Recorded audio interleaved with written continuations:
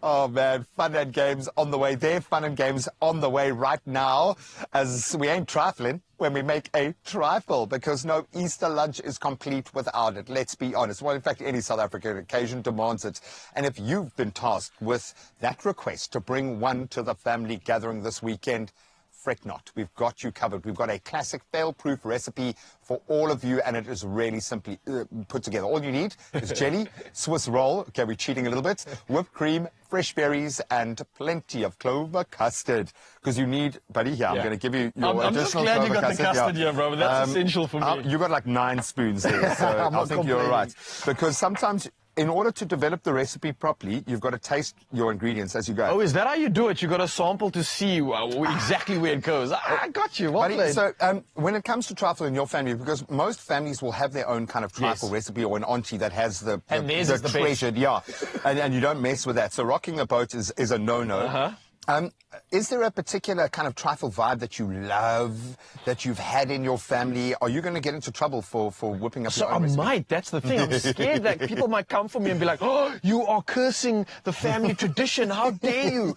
But for me, my most important role in the process of trifle was eating it. You see, it's okay. I didn't have to worry too much. and the proof literally is in the pudding. So it's all about the layering. And what we've done here is, I mean, you can dress your sponge up however you like. A Swiss roll is perfect for it because it's got a beautiful flavor and it's already made. It's a good hack. So it's going to be a lot quicker. And I think 90%, and I say this with all due respect to all the home chefs out there, 90% of trifles have probably been made with a pre-made kind of sponge of some kind.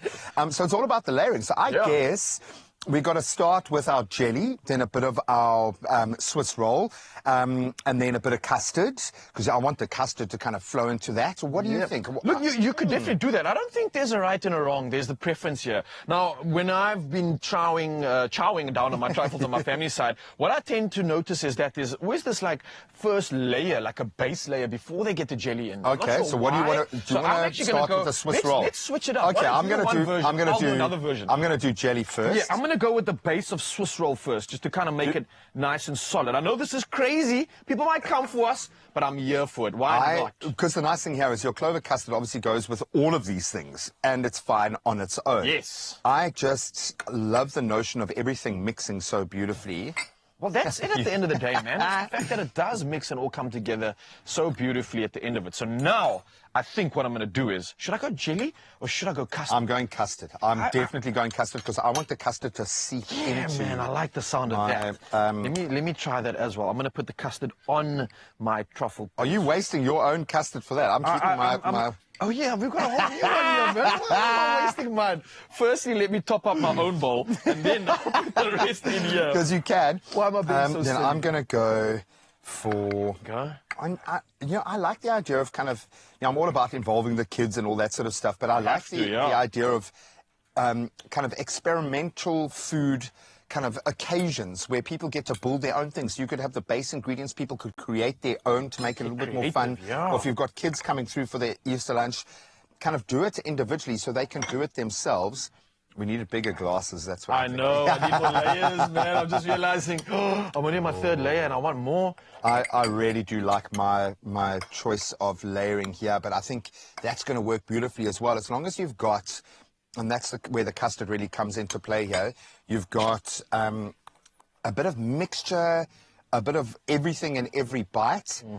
Of course, we are going way over the top with these guys. Oh, but when the occasion arises, you make the most of it. And I think for me, I'm addicted to this custard, so I'm getting as many layers of that in as I can. Well, I suppose we can look at it like this. When you're making a big one, you can get a bit more artistic with your rolls. I mean, look at the Swiss roll, how beautifully that's been incorporated there.